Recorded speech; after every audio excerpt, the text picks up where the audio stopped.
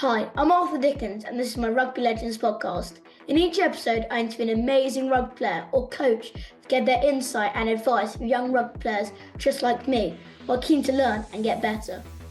In this episode, I'm honoured to be speaking with Sir Clive Woodward, the only head coach of England to win a World Cup. As a player, Sir Clive played at centre for Leicester Tigers and Manly, as well as winning 21 caps for England and playing on 2 Lions tours. However, most people know Sir Clive as a hugely successful coach. Under his leadership, the England men's team broke all records in becoming the world's #1 ranked side before becoming world champions in 2003. I hope you find Sir Clive's knowledge and wisdom as helpful as I did. Enjoy. But the secret to teamwork, you get every individual really working their socks off to improve themselves and get better. Great teams are made of great individuals, which sounds a bit of an anathema, if you know what I mean by that. And I think most people enjoy it when they've got a ball in their hands and they're running around, trying to find space and not just bashing into people. Life doesn't go in a straight line for anybody. There's always bumps on the way, and it's how you handle those bumps is normally a sign of a champion team and a champion coach. So Clive, I'd like to start by asking you about your playing days before you became a coach. What did you love most about playing rugby? Well, first of all, I loved all sports. I still do. I say to all the young people I work with, try and play all sports. My major love was football, soccer. I never played rugby till I was 13, but then I went to changed schools, went to a kind of a rugby school. I started playing rugby and found I really enjoyed it. But the biggest thing I enjoyed was it was obvious that rugby was for all shapes and sizes. All the football players tend to be similar sizes, whereas the rugby players, those big guys, small guys, tall guys for the line out, fast guys for the wings. So what I loved about it was, we was for all shapes and sizes. You made great friends. There's no doubt rugby is a great team game. But I think, because you had all shapes and sizes, you made friends with maybe people that you wouldn't normally actually do if you were playing football, for example. So that's what I love most about it. And I think it just creates great friendships. That was the biggest thing I noticed, that the rugby teams tended to have a lot closer friends than maybe the other sports teams in the school. So it's just, and it still is, I think that's still one of the big strengths of rugby, that you do make great friends for life almost. That's very interesting, thank you. And when did you know centre was your position? Was this your decision or did it come from a coach? Well, I probably still don't know centre's my right position, because I kind of played at the top level in the centre. I played for England in the centre, but I played for the Lions on the wing. But my favourite position was fly half, as I always played fly half all the way through. There was about 21, 22 when I left university. And then because I was a bit bigger, they kind of moved me into the centre, and the smaller player got the position of fly half, which looking back now, I really regret, because I really enjoyed playing fly half, because, whether you like it or not, fly half is the kind of the most important position. It's the quarterback, it's the key position in the game. And you get the ball a lot, you can control the game by your passing and your kicking. So looking back now, I wish I'd stayed to playing fly half and been a bit more strict with my coaches and said, actually I want to stay at fly half, and either pick me there or don't pick me. But I ended up playing centre, played at the top level, played for the Lions at centre and the wing, but also played for England in the centre. So, I'm just glad to be playing, I guess. But fly half was my favourite position, still is, and that's still the key position in any team.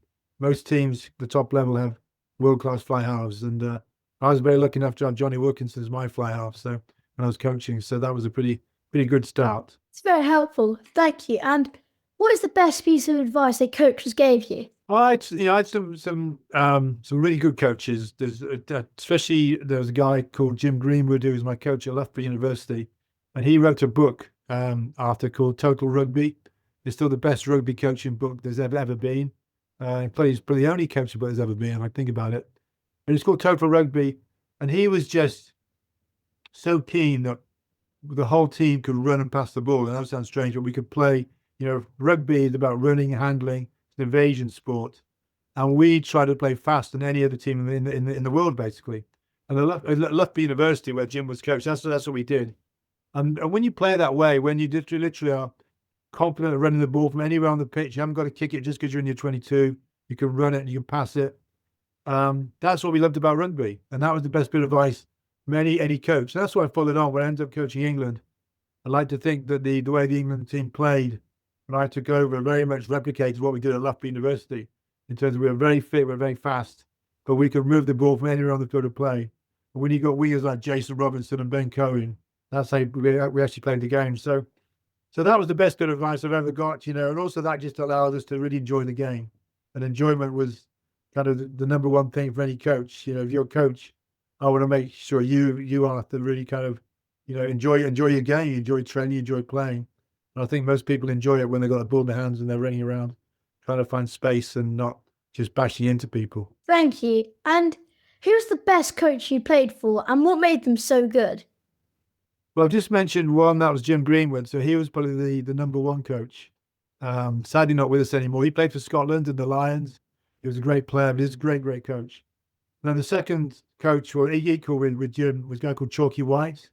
Chalky was the coach at Leicester Tigers. So when I left university, I played with the Tigers. We had probably 5 or 6 players in the England team, built in Northampton today. And he just, again, he had a great back division. And he wanted to play the game really fast. And the players he had to convince to do that were the forwards. The forwards maybe wanted to play a bit slower because they weren't maybe as fit as the backs. But he wanted to play an all-round 15-man game. So again, I was just really lucky kind of in my, best times to play rugby between the ages of 22 to 30. I had 2 great coaches in Jim Greenwood at the university and Chalky White, my Leicester coach. But they all wanted to play, rugby is a running, handling game. It's not a kicking game. Yes, every now and then you've got to kick the ball. But really it's a handling game. We all want to handle the game of 1 to 15. And that's what both coaches absolutely made sure that we were prepared to do. And that's how you got selected. If you couldn't run for the whole game, be really, really fit and have a great passing game, you wouldn't make the team. And that's how we developed 2 great teams. They were both really successful. That's the key thing. We weren't doing it just for fun. We're doing it because it was the way to win a game of rugby as well. It's very interesting. Thank you. And when did you know that you wanted to be a coach? And how did you start out? I was probably kind of always destined to be a coach in many ways because I did my degree at Loughborough University, but then I did a year's teacher training. So I'm a trained teacher basically. So teaching like teachers at school, you're coaches. There's no different. Teaching is coaching. So I never went into teaching. When I left university, I went into the business world. Working at a company called Xerox. But when the game went professional, that's when you could become paid to become a coach. And I was already coaching a junior side called Henley, and that was my local team, and I was coaching them. But as for fun, as an amateur, I was running my businesses. I was running a finance company. So when the game went professional, I started to say, okay, well, I wish the game had gone professional when I was a player. So I'd love to play it as a professional and not as an amateur. When the game went professional, obviously coaching was going to be a key part of the actual game. So I was coaching Henley at the time, was coaching England under 21s. And then England Rugby, the RFU approached me and basically said, do you want to become our first full-time professional coach? So that was pretty momentous game and a big turning point in my whole life, really, where you had a big change of direction in careers and going from a business career coaching an amateur team to being the number one coach in the country, coaching the England team as a first-time professional coach. So it kind of just happened, Arthur, to be honest. It wasn't planned. It just kind of, I was a teacher. I obviously love rugby because I played rugby. So I think that learning to be a teacher was some of the key skills I learned that enabled me to become quite a reasonable coach, I hope. Thank you. And how did you get the best out of your players? I think you get the best out of your players, and I still think as a player, even in my ripe old age, you still think you're playing the game. The way to get the best out of players is you got to ask them questions. So, for example, I'd be in a team meeting and say, you're in my team, Arthur. I'd just say, Arthur, what do you think? What do you think about this? We're going to play, we're going to do this. What do you think? And then I go, what do you think? What do you think? So I'd always get them engaged in that. I wasn't just telling them. I think if you tell people, I find high achievers, people who are very successful in sport and life almost, don't like being told what to do. What I do like is being involved. If you ask people, what do you think, Arthur? What do you think? And then you listen. And what I learned to do is some of the best ideas came sometimes from the players. I still regard myself as the player, though I'm coaching. But I listen. If it's a good idea, I go, okay, let's try that. Let's do that. So I wouldn't always listen to players, but I'd give them the chance to say, just by asking, what do you think? What do you think? What do you think? And certainly when I was getting coached in a younger age group, no one ever asked me what I thought. I was just told what to do. So I think the way to get your best out of your players is to involve them. If you involve players and you involve people, I think you'd be amazed how loyal they become, how hardworking they become. You just tell them all the time, it doesn't kind of work. And I think you'll find, Arthur, I'm sure you can relate to this, in your school, when you think about the best teachers, they don't just tell you what to do. They're always asking you questions, or what do you think about this? Or can you go and find out about this? Can you go and research this? So it's involving people as opposed to telling people. And players love that. And I never had that. I was always, as a player, told what to do. And you just kind of get on with it. That's very helpful. Thank you. You played in loads of successful teams. What would you say makes a great team? Well, I think a little about before, when you involve the players, I think that makes a great team. One of my favourite sayings, Arthur, is great teams are made of great individuals, which sounds a bit of an anathema, if you know what I mean by that. Meaning, it sounds a bit contradictory. Great teams made of great individuals. What I found was, if me as the coach did everything possible to make every individual player better, so it doesn't matter whether you're a prop, you're a hooker, second row, fly half, winger. My number one job as your coach is to make you better what you actually do. So what position do you play, Arthur? What's your position? I play fly half. There you go, Flo. Don't move to centre. That's number one. Bit of advice. Stay and fly half.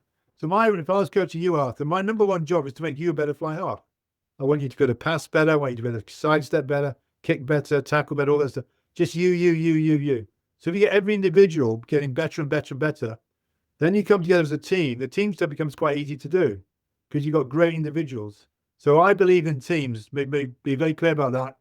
I think teamwork is fantastic, and working in teams is a wonderful thing, whether in sport or business or anything. Teamwork is great. But the secret to teamwork, you get every individual really working their socks off to improve themselves and get better. So your number one job, I've got to become the best fly half in the whole of, how old are you? I'm 12. Well, I'm going to become the best under 12 fly half in the whole country. That's our goal. What am I going to do? So get the team stuff. I'll sort the team stuff out. I'm going to make you a better player. And players love that. If you help players become better players, you'll get it back in bucket loads and bucket loads and bucket loads. And that's what you do then when I'm coaching the under 12s or coaching England or the Lions. That's my number one task. How can I make you a better player today than you were yesterday? And tomorrow you are going to be a better player. And you get the players involved now, they love it. Then you chuck in fitness and, getting really fit and fast. Becomes a wonderful game to play. That's very interesting. Thank you. And how do you pick a captain, and what qualities are you looking for? Yeah, I think the captain's quite a key role. I've got a checklist of 3 or 4 points, but my number one thing about being captain, they've got to be the first name on the team sheet. You know what I mean by that? I mean that they've got to be automatic selection. So like I had, obviously, when in 2003, we had Martin Johnson. Is he an automatic choice? Absolutely. So tick. So he's got to be an automatic choice. So he's got to be in the 2. That's number 1. 2, he's got to have the respect to the rest of the team. You got to just know that the rest of the team really trust this guy. They really respect this guy. 3rd, he's got to be able to play under pressure. What I mean by play under pressure is during the game, you've got to make the big decisions. Do we kick for goal? Do we not kick for goal? And sort this sort of stuff. So that's a real skill. How do you make the right decisions under pressure? I think number 4, it's best if I'm talking about internationally now, I'd want him captaining his team every week. So like Martin Johnson captain Leicester every week, because you learn how to do this being a captain. It's not just automatic skills. You can actually learn this, and you just got to have you got to be. And the last point I'd say is, my captain, I want to be able to trust him. I know if I'm not there, he's kind of saying the same things as me. He's on board with what I'm trying to do, how we're trying to play the game. We're trying to run teams off the feet. We're trying to be fit than everybody else. You're going to know your captain is absolutely as one with you. So there's my 5 kind of just a tick list. And those five kind of things I've told you then going through all the great captains. I'm thinking of Mauro Tojo, just been picked as captain of the Lions. He ticks those 5 brilliantly, especially now he's captaining Saracens every week because he's learning the whole trade. Think of Sam Warburton, the great Welsh flanker, great player, ticks all those boxes. The great captains tick all 5 of those boxes. So that's how I used to do it, and I just kind of learned that as I went along. What did you avoid saying or doing as a coach because it annoyed you when coaches did or said this when you were a player? Just as a player, when people say kick the ball, I used to say, why do we keep kicking the ball? Because England those days kicked the ball a lot. We did change it. I don't think the team that I coached, we definitely changed it thing about kicking the ball, yes, you're getting territory, but you're giving the ball back to your position most times. So most times do that. So why do we kick it? Rugby is a evasion game. It's an offloading game. It's a passing before contact game. And if it's played in the right way, it's one of the best, if not the best game in the world. If it's just played by chasing the ball, by hooping the ball downfield and everyone chasing after it, that's going to make me pretty annoyed. And that's why playing fly half was great for me, because I was in control of the ball. I was the first person to get it. So it's my decision what we did with it. And 9 times out of 10, we would move the ball, or I'd try and beat the guy opposite me, or we'd pass over. But kicking should be the last resort. And unfortunately, in a lot of teams today, it's become the first resort. You try and play territory and kick the ball on, everyone chases the ball. I don't want to play in a game where I'm just chasing after rugby ball all day. I want the ball in my hands and try to beat people and do great passes and do things like that. So when coaches told me to kick, especially when they're on the sideline, I can assure you, Arthur, I did get pretty annoyed a few times. Thank you. And you're known for bringing innovative ideas to the coaching of rugby. Which one are you most proud of? I'm not sure I'm known for that. I was never worried about trying things, but put it that way. And we tried lots of things. And even if you think about it, I mean, I brought Jason Robinson from Rugby League to Rugby Union, which at the time, a lot of people ridiculed, because there was a bit of a gulf between Rugby Union, Rugby League. So I brought Jason from Rugby League from Wigan, and that was probably my all-time best decision. He made such a difference to our team. But at the time, everyone was a bit skeptical. Do we need a Rugby League player coming? We've never played Rugby Union before. And he was fantastic. He was just the most amazing player, but also the most amazing human being. He took the whole team to a new level in terms of standards. And again, he took all shapes and sizes. Just a tiny guy, but he was unstoppable. He was the last bit of our jigsaw. He took the team to that final step that allowed us to win the World Cup in 2003. And just an amazing, amazing guy. But that'd be my number one thing that I would say I was, took a bit of a risk. But to me, there's no risk. The thing I'd have been annoyed about if I'd not tried it. There's no point looking back and go, we should try that. So we tried lots of things, but the Jason Robinson kind of experiment to me wasn't an experiment. It was the obvious thing to actually do. And I'm obviously glad we did it, because he went on to become one of England's all-time great players. That's very interesting. Thank you. And what was your, when you made the new shirts, what thinking about that? Well, again, that came from Jason Robinson, I promise you. Where that came from, he came into the team. I put him on the pitch for his first cap. He came off the bench, and the crowd loved it because he was such superstar players. But I promise you, we played Scotland, and after we won quite easily. But after the game, the next day I got an email from Jason Robinson. And he basically said, Dear Clive, it was quite formal, Dear Clive, thanks for putting me on. I really, really enjoyed it. But I would have scored 4 tries apart from one thing. And do you know what that was? What was it? The shirts were so baggy, they weren't tackling him, they're just grabbing his shirt. And he said, I would have scored 4 tries. But when you look at the videos, the Scots guys aren't tapping, they're grabbing my shirt. Why are we wearing these big baggy shirts? Because you're kind of a good role model at the moment. You've got quite a baggy shirt on. So I'd played rugby for all my life, and we always wore baggy shirts. That was what we wore. But I suddenly read Jason's email and thought, flipping heck, how sensible is that? We went to Nike. Nike said, yeah, have a look at them. They made a costume for athletes that's skin tight. We can wear skin tight rugby shirts. So that's what we did. We got a contract going with Nike. We made these skin tight rugby shirts, which I have to say, Arthur, was quite funny watching some of the players trying to put them on. Some of the bigger players, but the guys in the front row were trying to fit on these skin tight shirts. Needed about 3 people to pull them over their stomachs. But of course, Jason Robinson looked the star because he's fit pretty well built. You know what I mean? He got a big 6-pack. So he was built. So, but it all came from one email from Jason Robinson. Why are we wearing baggy shirts? I read it a few times. So that's a really good question. Why are we wearing baggy shirts? And it was just sheer history and tradition. That's what we'd always done. When you see me play, my shirt's as baggy as yours. I promise you. There was a baggy shirt, and he just said, look, and they were just grabbing all his shirts. They weren't tackling him because he was too good. They were grabbing his shirt. He said I would have scored 4 tries if we have skin tight shirts, let's get skin tight shirts. And that's what we did. That's very interesting. Thank you. In the run up to 2003, England did lose some big games. How did you continue to have strong belief? And did you have any doubts? England lose some big games. Yeah. It wasn't in the run up. We didn't lose in the run up. We didn't lose for about a year and a half. But before that, we lost a couple of games. And crikey, we lost to Scotland once. I mean, this stuff happens. They don't plan it. We obviously a good team, but we got lost. We lost a couple of games. Remember losing to Scotland, particularly. We lost to Ireland away. But fundamentally, we were the win-loss ratio was huge. We were a good team.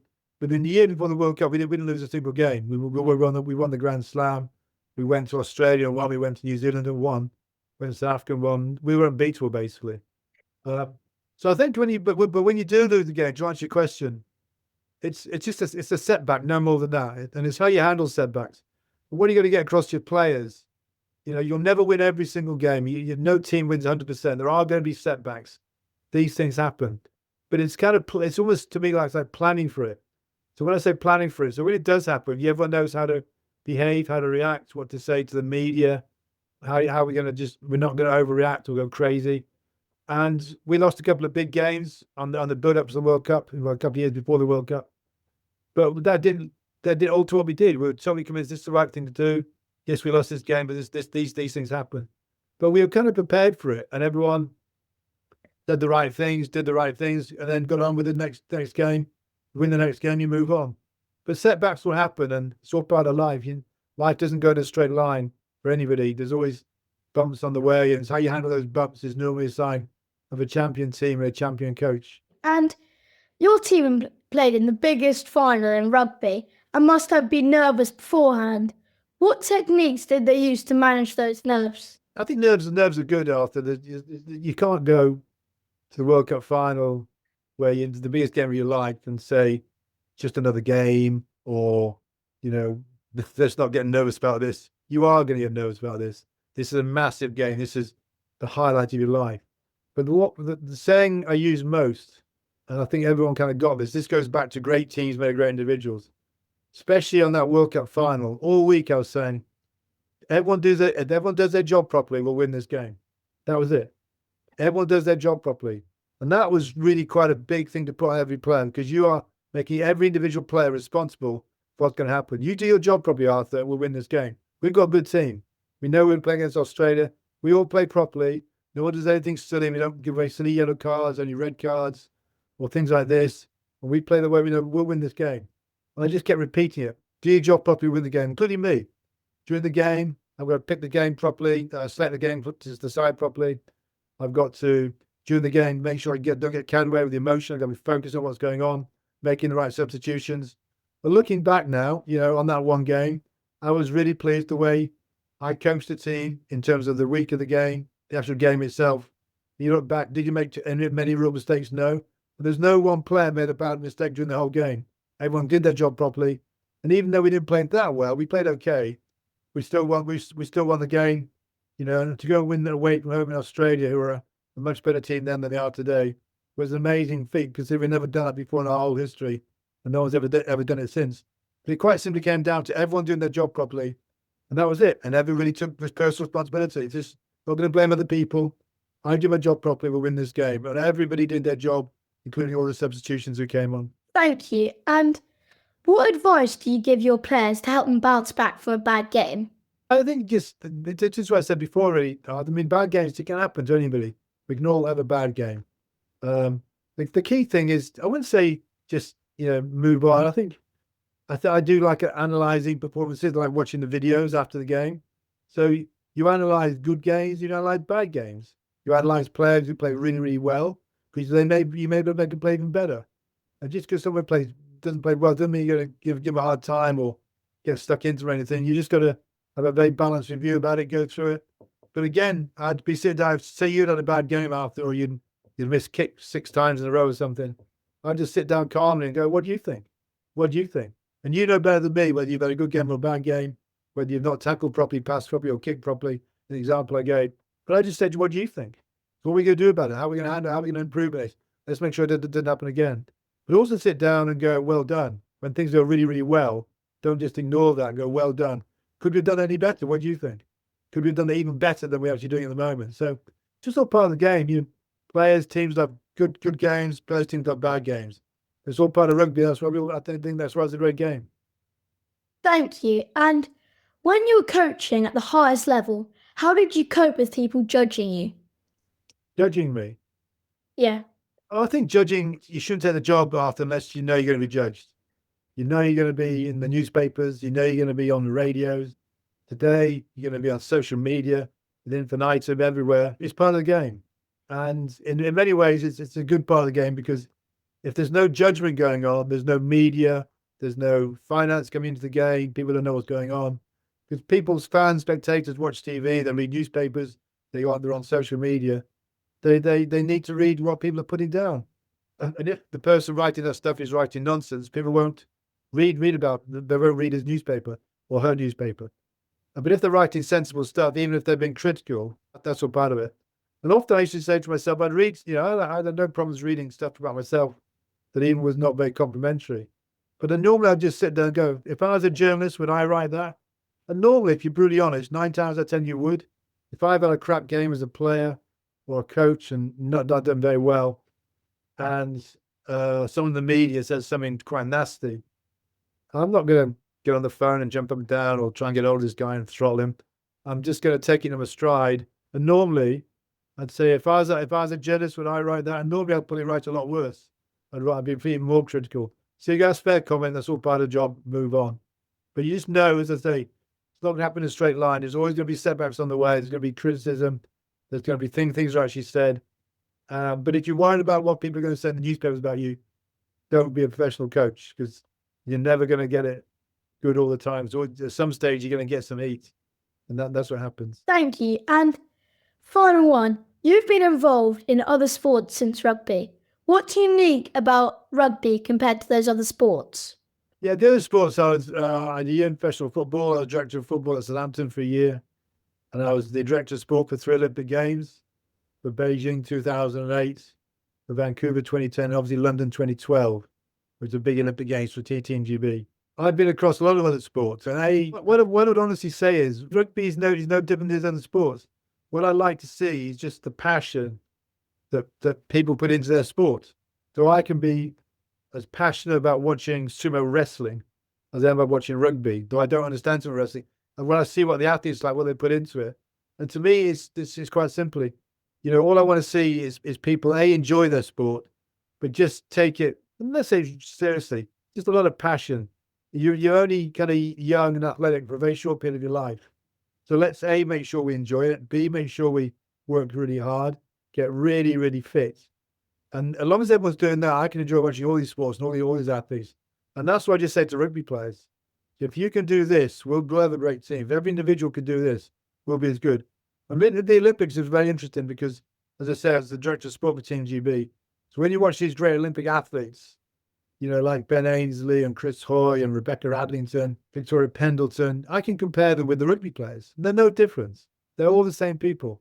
They've just got a passion, mainly for winning and being really, really good at what they do.